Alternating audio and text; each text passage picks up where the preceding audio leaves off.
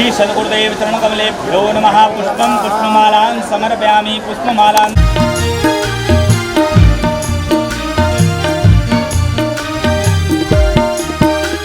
शांति गीत पावन पुनीत पापों को मिटाने वाला, हरि दर्श कराने वाला। शांति गीत पावन पुनीत पापों को मिटाने वाला, हरि दर्श कराने वाला। ये सुखी करणी ये दुखी हरिणी, ये सुखी करणी ये दुखी हरिणी। श्री मधुसूदन की आरती पापियों को पाप से है तारती। भागवत भगवान की है आरती, पापियों को पाप से है तारती।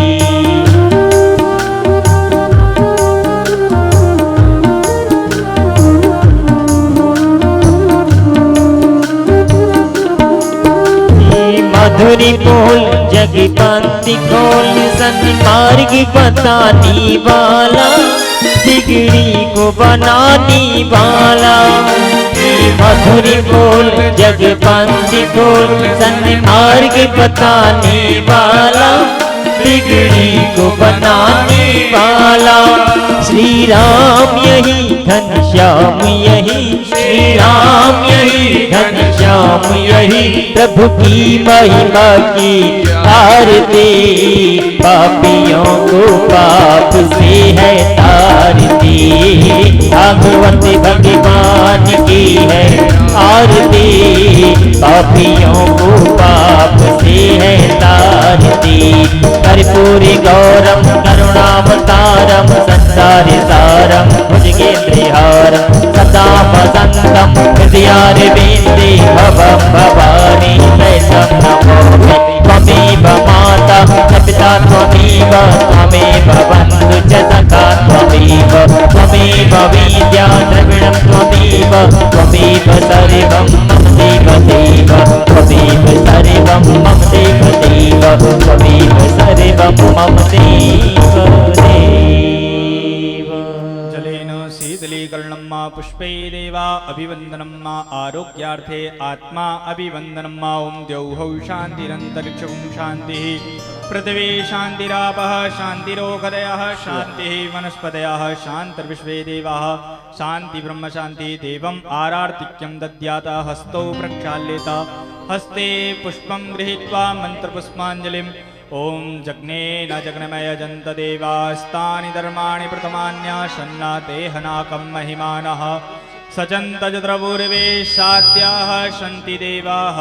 हरिः ॐ एकदन्ताय विद्महे वक्रतुण्डाय धीमहि तन्नो दन्ते प्रचोदयात्। हरिः ॐ नारायणाय विद्महे वासुदेवाय धीमहि तन्नो विष्णुः प्रचोदयात्। हरिः ॐ कात्यायन्यै च विद्महे कन्याकुमारै च धीमहि तन्नो श्रीदुर्गे प्रचोदयात्। हरिः ॐ तत्पुरुषाय विद्महे महादेवाय धीमहि तन्नो रुद्रः प्रचोदयात्। हरिः ॐ हंसाय विद्महे परमहंसाय धीमहि तन्नो श्रीशुकः प्रचोदयात्। शेवन्तिकावकुलचम्पकपाटलाब्जै पुन्नागजातिकरवीररसालपुष्पै बिल्वप्रबालतुलसीदलमञ्जरीभिः स्वां पूजयामि जगदीश्वर मे प्रसीद। नानासुगन्धपुष्पाणि यथा कालोद्भवानि च पुष्पाञ्जलिर्मया दत्ता गृहाण परमेश्वर। प्राणपुरुषोत्तमाय नमः। चरणकमलयो दिव्यमन्त्रपुष्पाञ्जलिं समर्पयामि। बोले भागवत भगवान की जय, श्री बालकृष्ण लाल की जय, श्री रमण बिहारी लाल की जय, श्री श्याम सुंदर यमुनी महारानी की जय, व्यास जी महाराज की जय, भागवत महामहोत्सव की जय, आज के आनंद की जय। जय जय श्री राधे, जय जय श्री राधे, जय जय श्री राधे।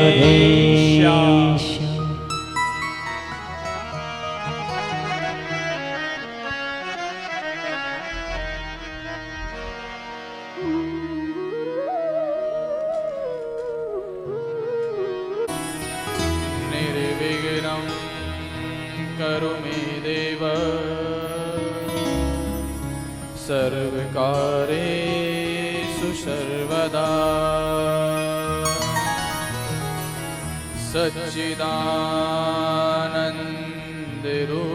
सच्चिदानन्दरूपाय विश्वोत्पत्त्यादिहेतवे तापत्रय विनाशाय श्रीकृष्णाय वयं नमः।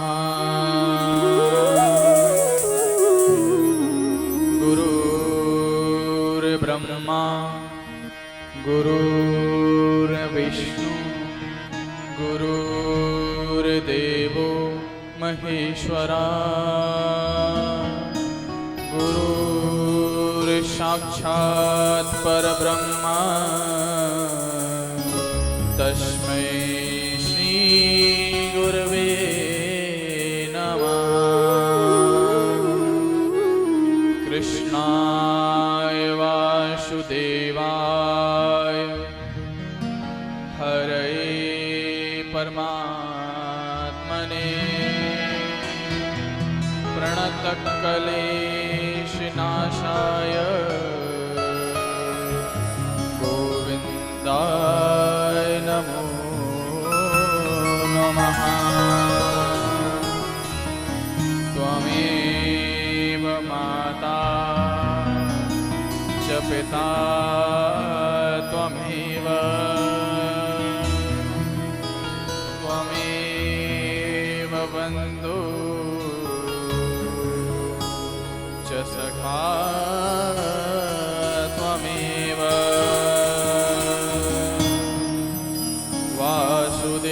वासुदेवसुतं देवं कंसचारुणमर्दन राधा राधा राधा धात्रिकं तशेषं। श्री राधा मेरी स्वामिनी मेरा दे तिरुदास जन्म जन्म मोहिती जियो श्री चरणन को सब द्वारन को छाड़ के मैं आयो तेरे द्वार। ओ वृषभान की लाडली निक मेरी ओर निहार। वरसाने की राधिका और नंदगाम के श्याम उन दोनों के चरणन में मेरो कोटि कोटि प्रणाम। हे नाथ सब सुखी हो कोई न हो दुखारी सब हो निरोग भगवन धन धान के भंडारी। सब भद्र भाव से देखें सत्य मार्ग के पथिक हो दुखिया न कोई होवे सृष्टि में प्राण धारी।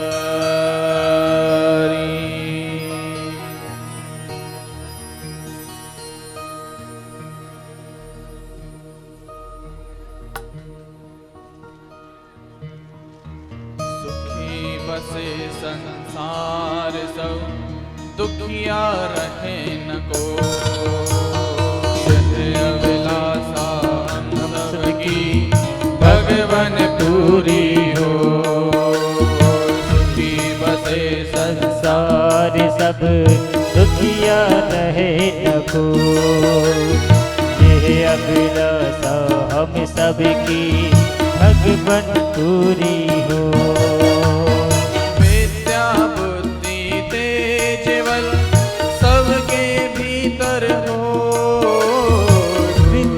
बुद्धि की जीवन सबके भीतर हो। पूत धन धान से वंचित रहे न को।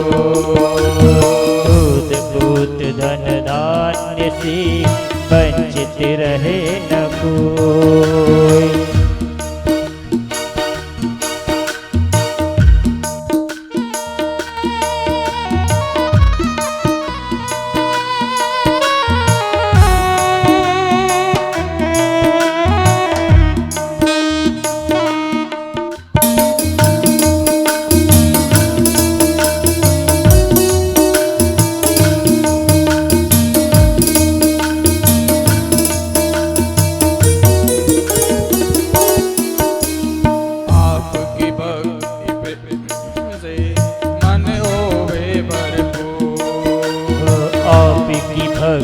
प्रेम से मन हो में भरपूर। राग द्वेष से चित्त मेरा कोसों भागे दूर। राग द्वेष से चित्त मेरा कोसों भागे दूर। मिले भरोसा आपका हमें सदा जगती।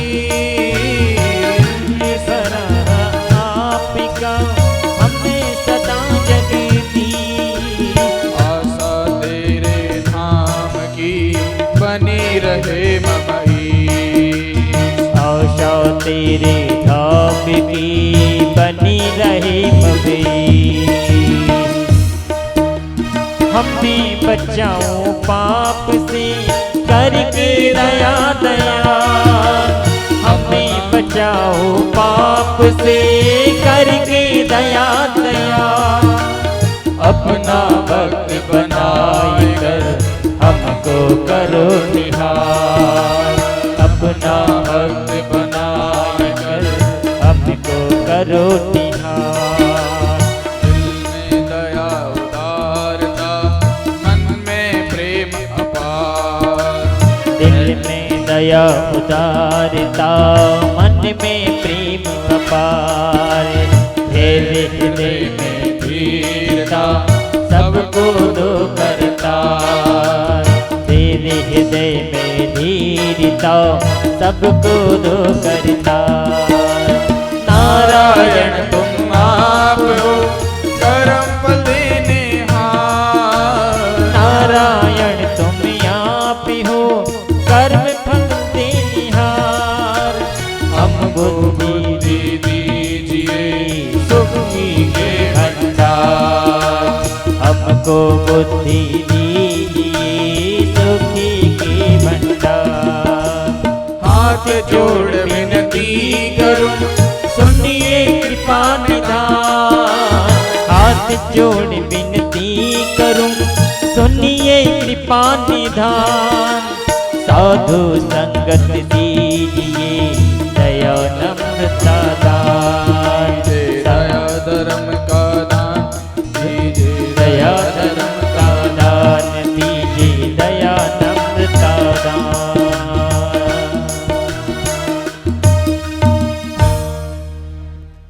श्री राम। सर्वप्रथम मैं अपनी युगल सरकार के चरणों में कोटि कोटि नमन करता हूं। उनसे प्रार्थना करता हूं कि वे अपना आशीर्वाद सदैव हमारे ऊपर ऐसे ही बनाए रखें और अपना आसन से ग्रहण करें। फिर मैं अपने गुरुदेव भगवान को कोटि कोटि नमन करता हूं। उनसे प्रार्थना करता हूं कि वे अपना आशीर्वाद सदैव हमारे ऊपर ऐसे ही बनाए रखें। फिर मैं त्रिदेवता ब्रह्मा विष्णु महेश को कोटि कोटि नमन करता हूं। उनसे प्रार्थना करता हूं कि वे अपना आशीर्वाद सदैव हमारे ऊपर ऐसे ही बनाए रखें और अपना आसन आके ग्रहण करें। फिर मैं स्थान देवता नगर देवता कुल देवता आदि सभी देवताओं को मैं कोटि कोटि नमन करता हूं। उनसे प्रार्थना करता हूं कि वे अपना आशीर्वाद ऐसे ही हमारे ऊपर बनाए रखें और अपना आसन आके ग्रहण करें। फिर मैं आज के इस भागवत महायज्ञ के परीक्षित की तौर पर जो भूमिका निभाते हुए हमारे भूप सिंह जी राजावत एवं उनकी पत्नी अंगूरी देवी जी, मुख्य यजमान की भूमिका निभाते हुए अजय राजावत जी, उनको मैं साधुवाद देता हूं और बधाई देता हूं कि ऐसा विशाल आयोजन उन्होंने किया। हालांकि इंद्रदेव भी आज बड़े प्रसन्न रहे। कलश यात्रा भी बड़ी अच्छी हुई। इंद्रदेव ने प्रसन्न रखा हमें। धूप होती तो ज्यादा अच्छी नहीं हो पाती ना, पसीने में लथपथ होते, इसलिए अच्छी हुई कलश यात्रा। फिर मैं यहाँ विराजमान सभी भक्तगण, भागवत प्रेमी, माता बहनें, भाई बंधु, बाल गोपाल और YouTube चैनल के माध्यम से हमें डायरेक्ट सुनने वाले देश विदेश में करोड़ों करोड़ों प्रभु प्रेमियों के जय जय श्री राधे, जय जय श्री राधे, जय जय श्री राधे श्याम।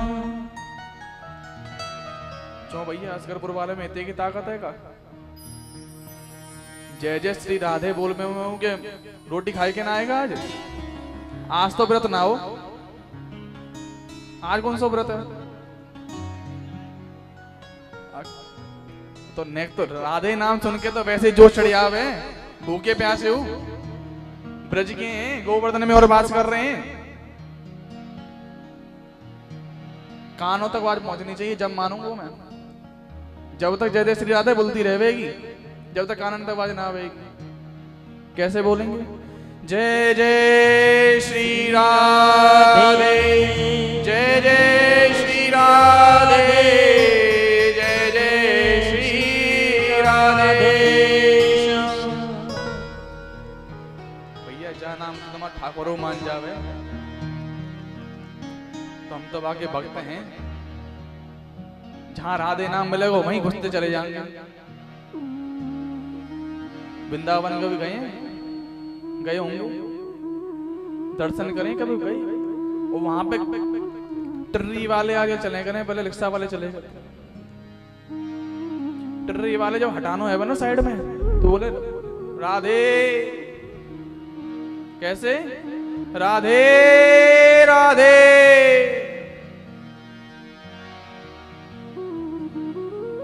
तो आज की कथा को हम राधे नाम से ही शुरू करते हुए, जैसे भगवान हमारे कितने मधुर हैं, कितने प्यारे हैं, एक उनकी छोटी सी स्तुति करते हुए, हालांकि उनका वर्णन तो कोई कर ही नहीं सकता, हजार मुख वाले शेष भी नहीं कर सकते, तो हमारी तो औकात ही क्या। परंतु जो भी भगवान की इच्छा से हमें सामर्थ्य मिला है, जितना हमें योग्य बनाया है भगवान ने, उतने ही सामर्थ्य अनुसार आइए सब लोग तालियों की सेवा देते हुए। मैया की संख्या ज्यादा है यहाँ पे।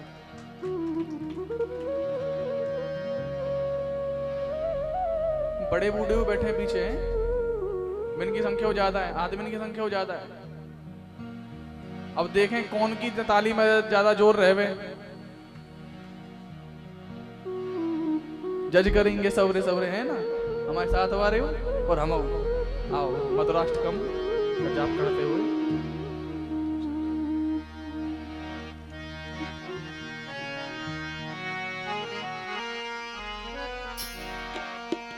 अधरम मधुरम वदनम मधुरम, नयनम मधुरम हसितम मधुरम, नेत्रम मधुरम वदनम मधुरम, नयनम मधुरम हसितम मधुरम, हृदयम मधुरम गमनम मधुरम, मधुराधिपतिरखिलम मधुरम, मधुराधिपतिरखिलम मधुरम। राधा रमण लाल की जय हो।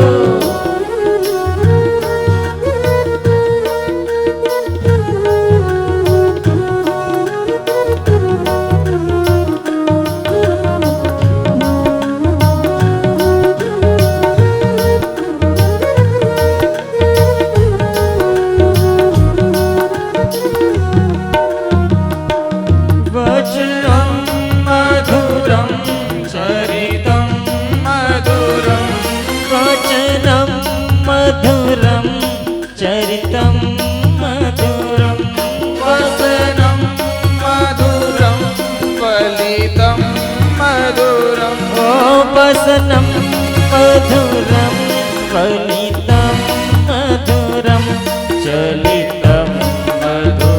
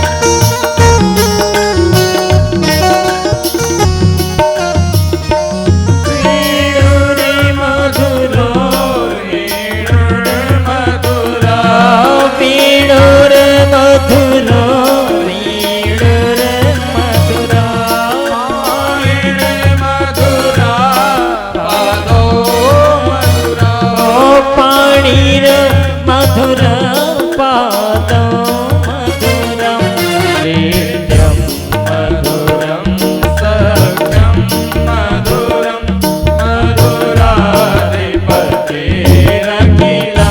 मधुरं नित्यं मधुरं सख्यं मधुरं मधुराधिपतिरखिलं मधुरं। बरसाने वारी की जय हो।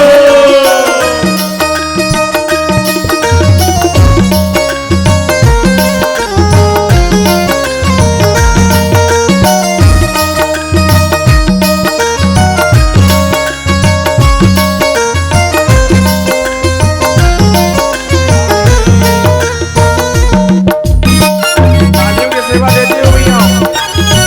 जय हो।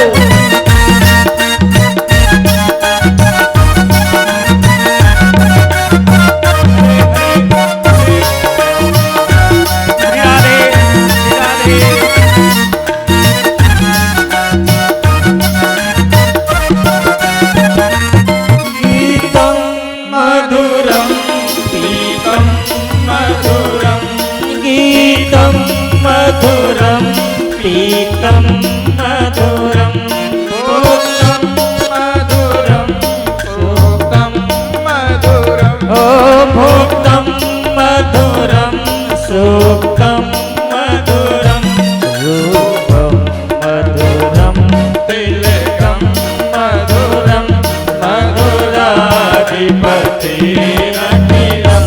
मधुरं रूपं मधुरं तिलकं मधुरं मधुराधिपतिरखिलं मधुरं। बांके बिहारी लाल की जय हो।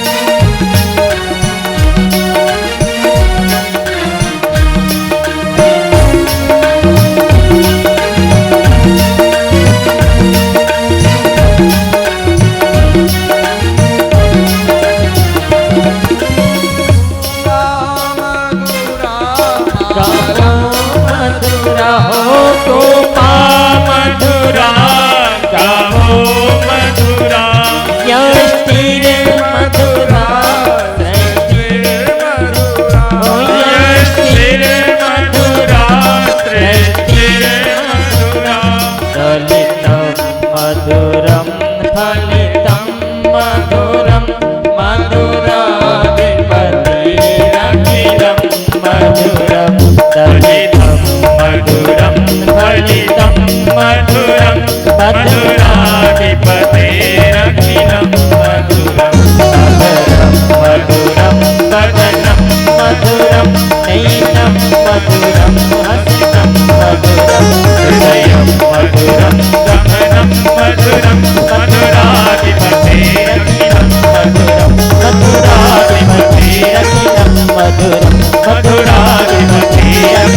मधुरं मधुराधिपतिरखिलं मधुरं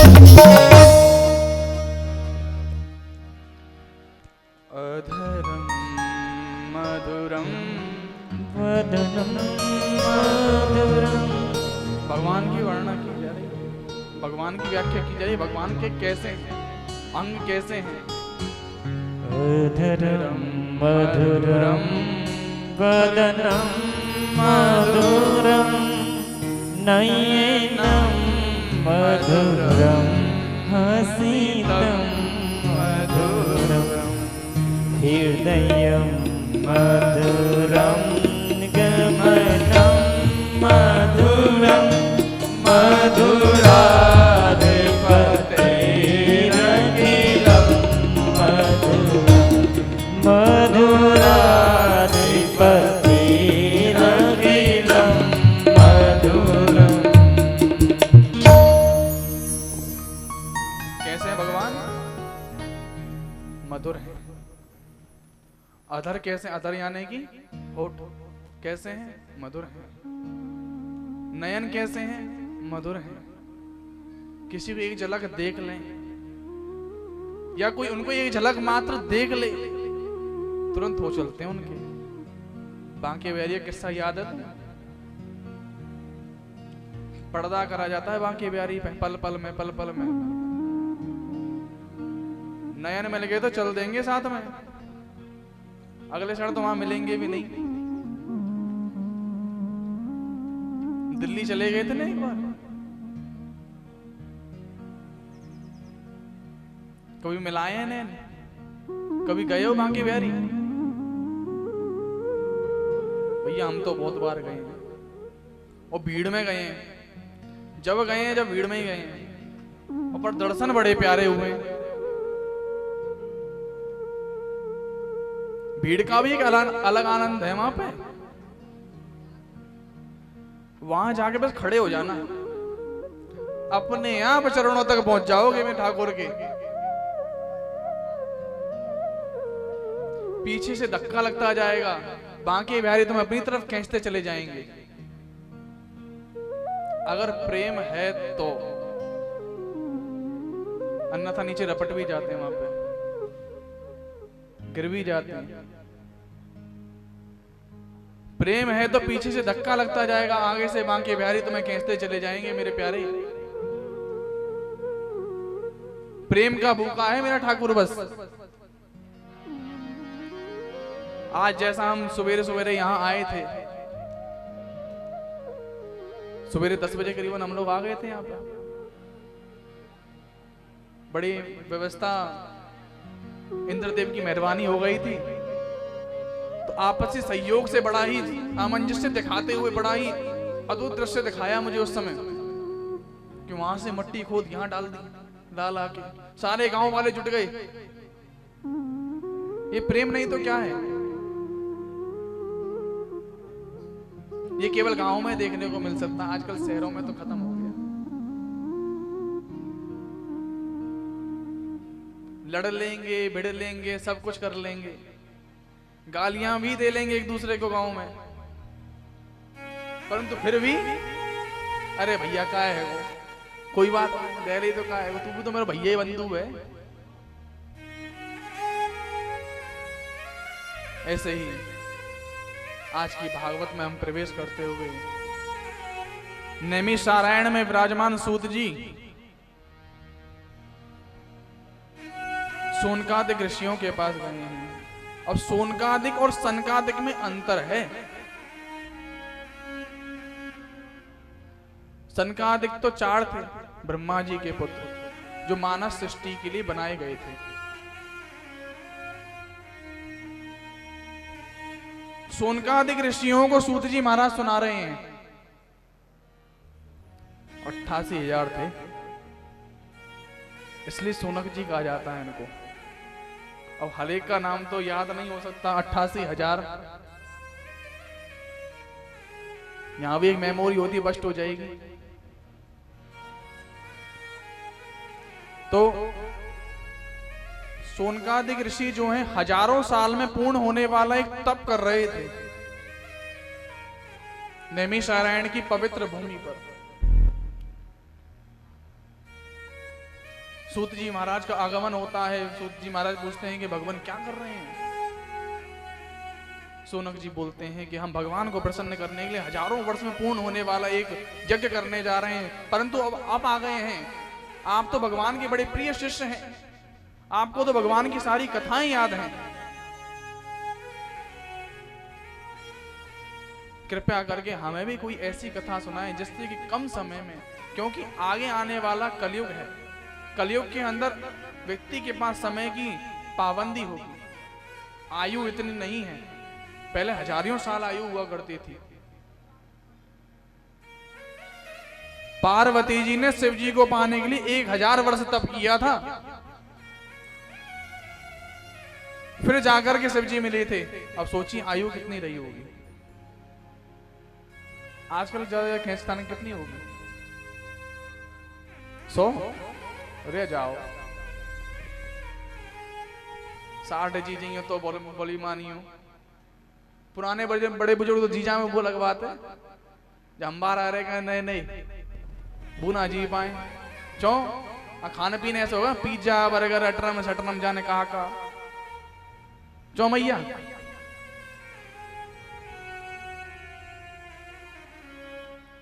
घूंघट में मैया देख तो रही है, एक आंख हाँ ना कर रही बस।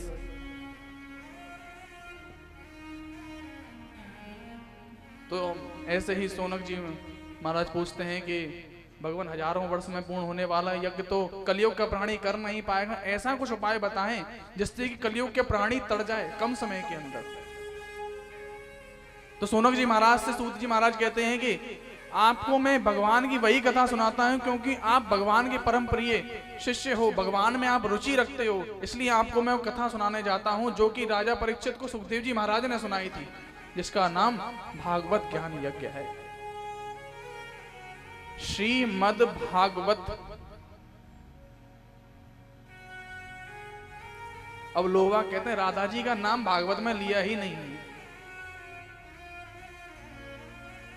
सही बात है, नहीं लिया, क्योंकि सुखदेव जी महाराज जब राधा जी का नाम लेते थे तो इतने भाव विभोर हो जाते थे, आगे लिख नहीं पाते थे वो। तो उन्होंने एक युक्ति लगाई, उन्होंने श्री लिखना शुरू किया। उन्होंने लिखा श्री, श्री यानी कि हमारी किशोरी जी राधा रानी। श्री मद, मद भी अब 4 प्रकार के होते हैं। काम का मद, लोभ का मद।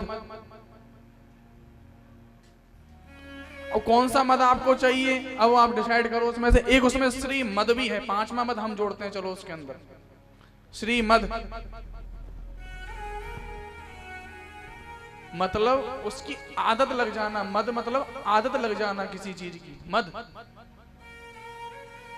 उसके बिगड़ रहा नहीं जाना, वो है मद। माया बिगड़ रह सकते हो, लक्ष्मी बिगड़, नारायण को बाद में देखेंगे, लक्ष्मी पहले आ जावे,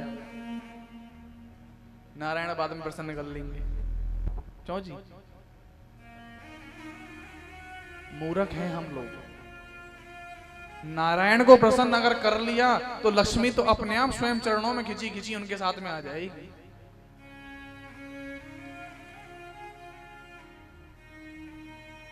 श्रीमद यहाँ पे मद, राधा जी का लोभ, राधा जी की लत तुमने लगा ली तो जीवन से बेड़ा पार हो जाएगा तुम्हारा। किसी चीज की मद की तुम्हें लोभ ही नहीं रहेगा कि ये मिल जाए वो मिल जाए, यहाँ जाए वहां जाए, कोई जरूरत ही नहीं है। राधा जी के चरणों में पहुंच जाओ, तुम्हें बेड़ा पार हो जाएगा मेरे प्यारे।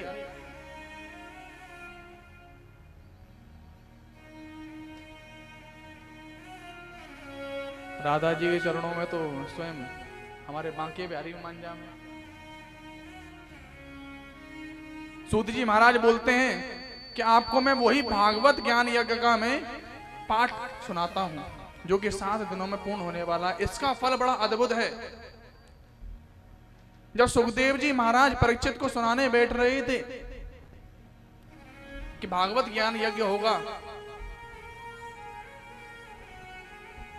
देवता लोग वहां पे उपस्थित हो गए कि भगवान ये अमृत का कलश राजा परीक्षित को दे दो। राजा परीक्षित को अगर तक्षक 10 भी लेगा तो राजा परीक्षित का कुछ बिगड़ेगा नहीं, वो जीवित रहेंगे, परंतु ये भागवत का ज्ञान यज्ञ हमें सुना दो, ये भागवत का अमृत रस हमें सुना दो। सुखदेव जी महाराज ने बड़ा प्यारा उत्तर दिया। उन्होंने कहा कि कांच और मणि का तो मोल ही नहीं है। अमृत किसके समान बताई? कांच के समान, और भागवत मणि के समान।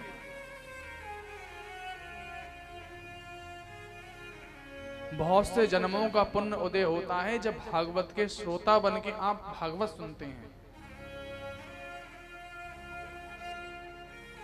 पूर्ण तरीके से जिसने भागवत सुनी है उसका बेड़ा पार तो अपने आप ही होगा। भगवान स्वयं विराजमान होते हैं। जहां जहां भागवत होती है ना, वहां हनुमान जी स्वयं आते हैं।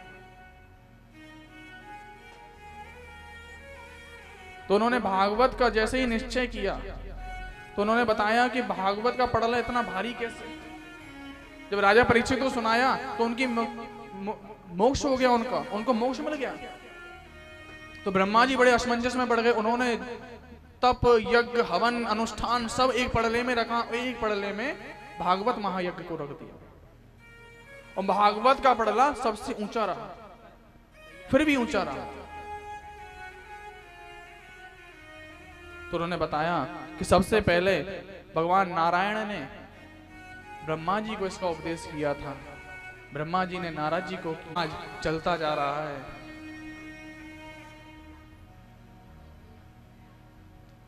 तो राजा परीक्षित को किया था।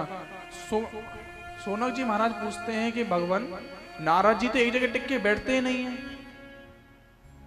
इसकी वहां लगा उसकी यहां लगा, वो तो वो करते हैं।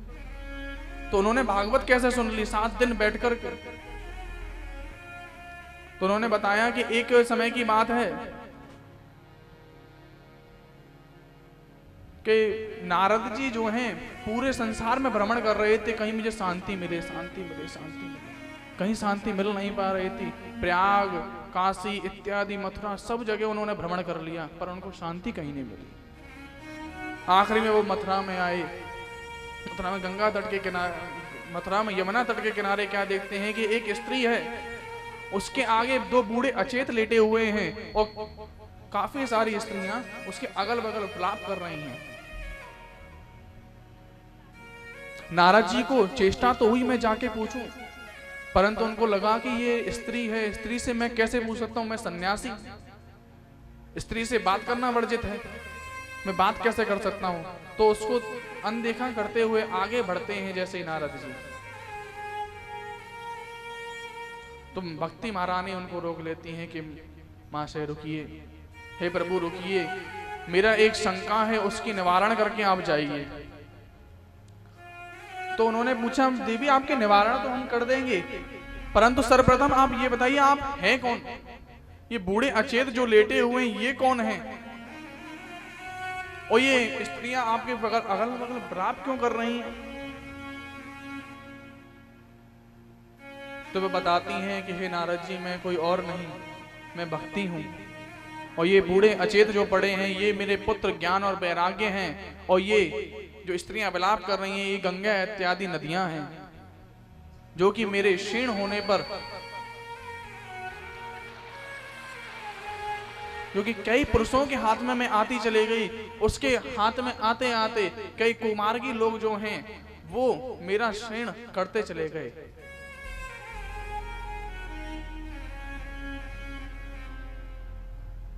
आज मैं यहाँ मथुरा में आई हूँ, मथुरा की पावन धरा पे आकर के, वृंदावन की पावन धरा पे आकर के मैं तो जवान हो गई, पर मेरे बूढ़े अचेत पुत्रों के लिए यहाँ भी कोई विक्रेता मिला नहीं, यहाँ भी कोई खरीदार इनका मिला नहीं।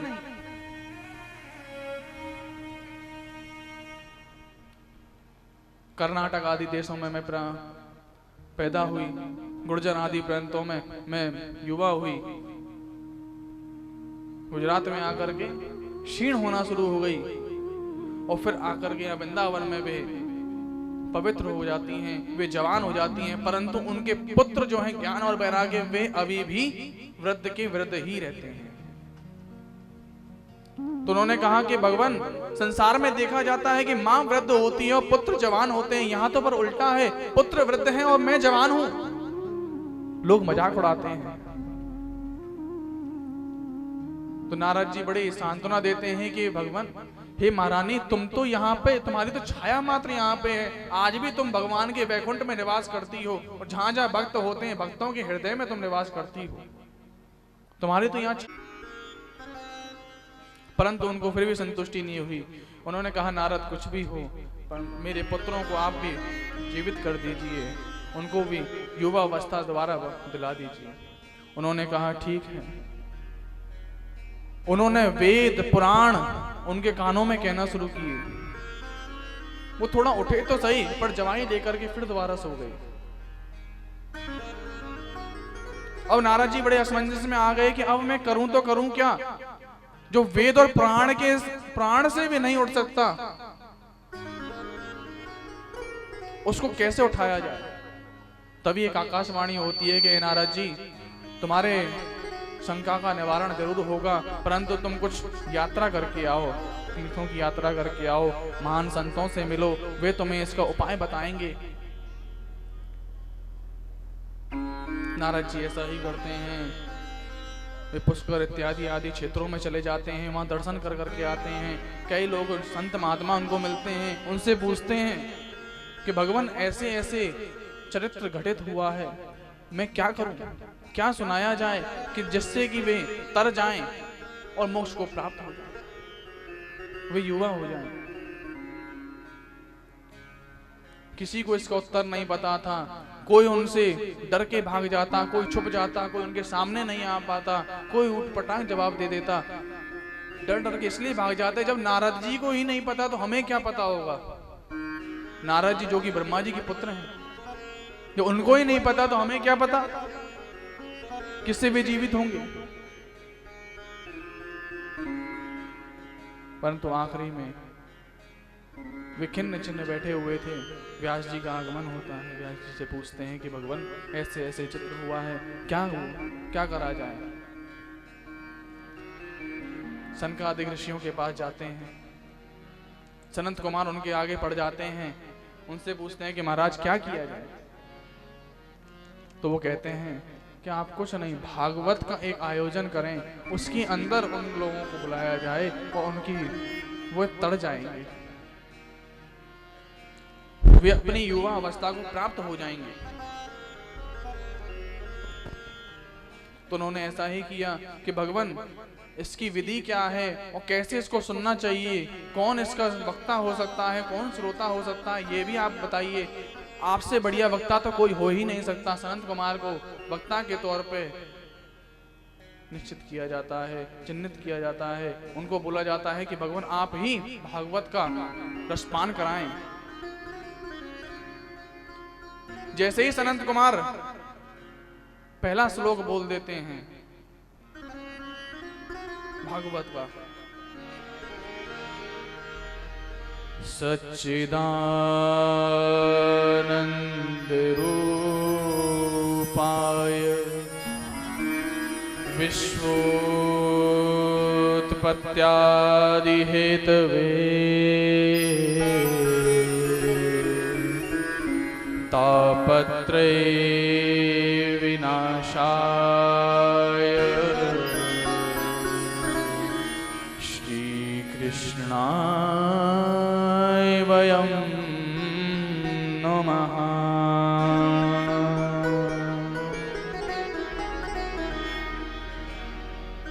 पहला श्लोक बोलते हैं सच्चिदानंद रूपाय।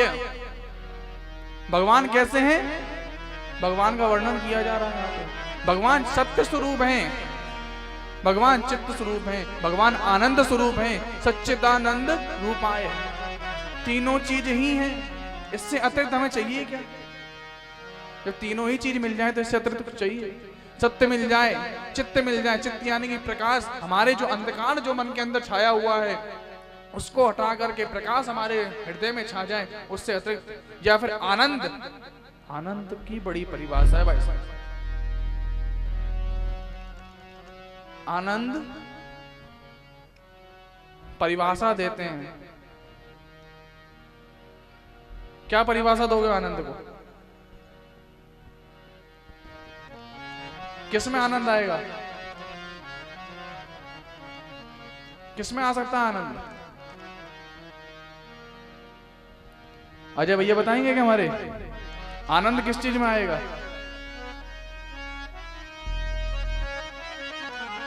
आनंद की बड़ी प्रकाष्ठा है। आनंद हम कह देते हैं जब भोजन हमने किया, बढ़िया बना हो मालपुआ और साथ में बनी गड्ढे की सब्जी और खीर, और क्या है वहां में मोनथार, हम मोनथार गांव में क्या है मोनथार,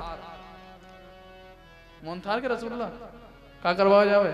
चलो जो भी करना वो अपने हिसाब से कर ली हो, मोनथार या रसगुल्ला जो करना कर लो। अब भाई भोजन ग्रहण करके हम क्या कहेंगे? महाराज आनंद आएगा। ठीक है, आनंद आएगा। कितने घंटा का जाए? अब संजा को खायो सवेरे तो आनंद गायब। कहां गयो आनंद? कितो गयो?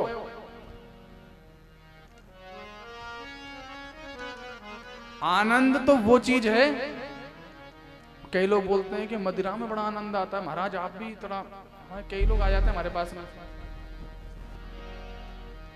कई है हमारे पास में ऐसे संगी साथी, सबके कहीं ना कहीं तो होते ही हैं ऐसे। संत पुरुष भी होगा ना, उसके साथ भी संगी साथी होंगे कुछ ना कुछ। मैं महाराज आप भी ग्रहण करके देखो, बड़ा आनंद आएगा। लेकिन आनंद कितनी देर तक? भैया यहाँ तो गिव एंड टेक वाला मामला है। कितनी देर? भैया 800 रुपए की तो आएगी, कितने की आई जाने पता नहीं, 800 1000 जाने, जितने की भी आए है ना, आ गई।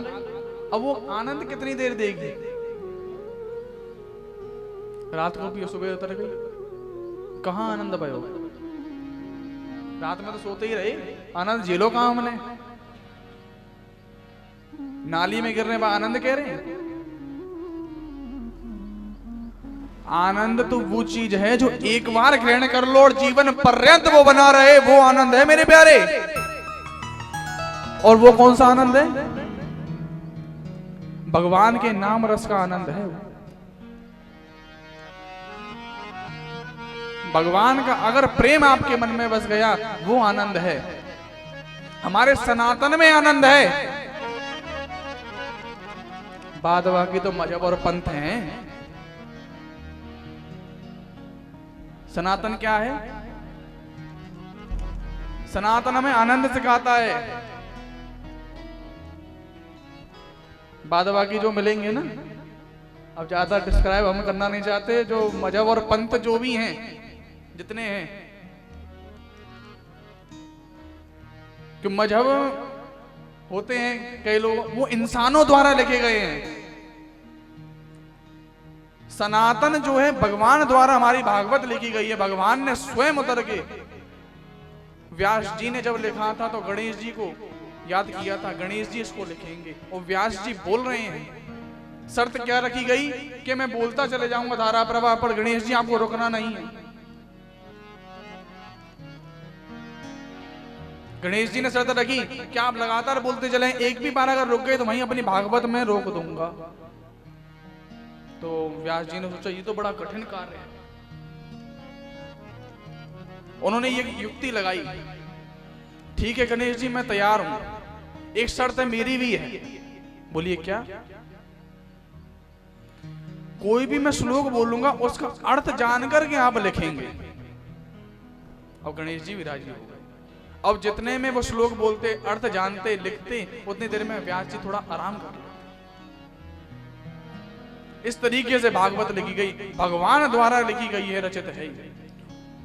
और कृष्ण स्वयं इसमें विराजमान है भागवत के अंदर, हमारा सनातन है। राधा नाम कब सुना था? कितने वर्ष के रहे होंगे? सबसे बुजुर्ग कौन है यहाँ? मैया। कब सुनो? कितने साल की? छोटी सी रही होंगी राधा नाम जब सुनो। गोवर्धन वासी है, छोटी सी रही होंगी, मुश्किल 3-4 साल की जब सुनो। आज तक हटो राधे राधे मोते, कोई भी मिल जावे बातें कैसे कहेंगे? राधे राधे बाबा, राधे राधे हैं, ऐसे ही बोले ना। तो वो कौन सा रस है वो हमने पिया और आज तक वो नहीं उतर रहा है, वो असली आनंद है।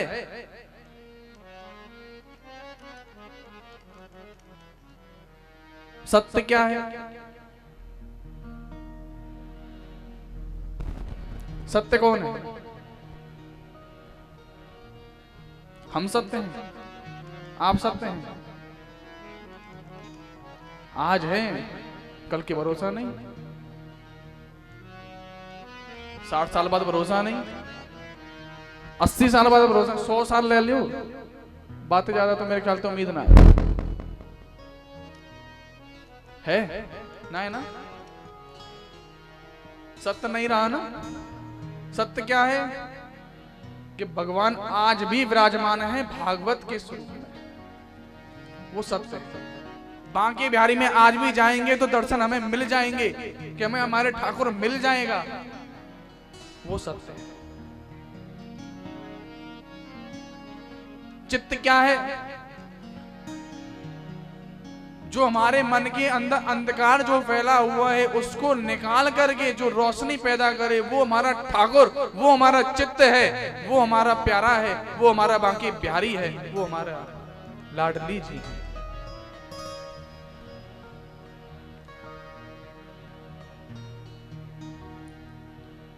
अब खूब हत्या मचा लो, खूब रच लो, कहीं भी चले जाओ, कहीं कुछ नहीं मिलेगा। मट्टी का है, मट्टी में ही रह जाना। ले जाओगे कैसे? सिक्का भी अगर रख दिया जाए ना छाती पे, अब बाप में दम हो तो ले जाके दिखाइयो। हाथे का हूं मैं तुम, नोट की तो छोड़ो, सिक्का को ले जाके दिखा दियो। यहाँ पे यहाँ को जो है ना यहीं छोड़ के जाना पड़ेगा। एक चीज जात में जाएगी क्या? जाए तो तुम तो बोल दो, मूड तो हिला दो कम से कम। राधे नाम, कृष्ण नाम, बांके बिहारी को नाम, मेरे गोवर्धन गिरधारी को नाम जी हमारे साथ में जावे, वो बाद बाकी और कोई साथ में न जावे। आओ थोड़ा सा गुनगुनाते हैं और थोड़ी सी आंख अपनी खोलते हैं कि कैसे हैं। आइए।